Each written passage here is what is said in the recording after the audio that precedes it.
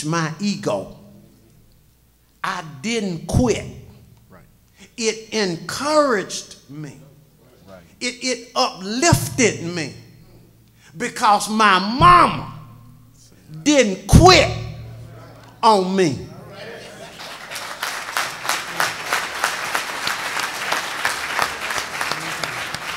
She didn't quit on me. You just don't quit.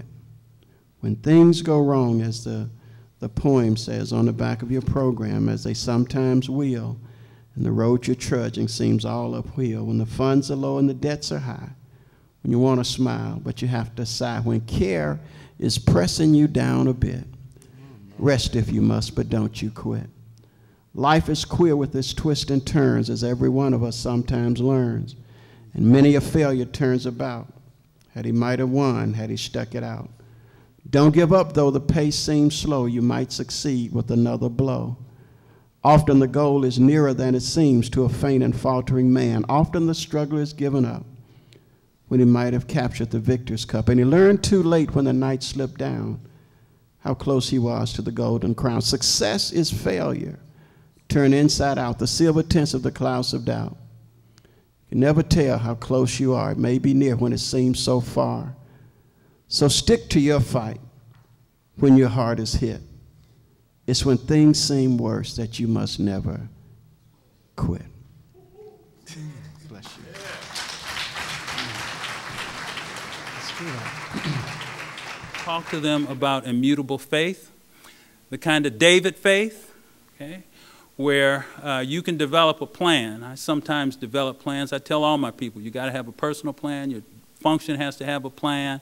Don't walk into my office if you don't have a plan, and we can't talk about how you're performing against that plan. But sometimes your plans don't work out. What you have to recognize is that's God's plan at work. And you have to listen to it and learn to ride the waves of God's plan. Was it because you were tall, tan, and terrific and good looking? I know you thought it was because you was fine as wine, but I came to tell you this morning, it is because God placed somebody in your life to open a door for you. God placed somebody in your life to do something for you. God orchestrated your life where you get where you are. So you ought to stop long enough. You ought to stop long enough. You ought to stop long enough. Remember those folk that help you. When you couldn't buy a Coca-Cola, the folk in the cafeteria that fed you. When you didn't have gas money, the librarian would slip something on the counter to help you out. When you didn't know how you were going to make it, God strategically placed somebody to give you a hand. Don't ever think you got where you are on your own and by yourself. God has helped us.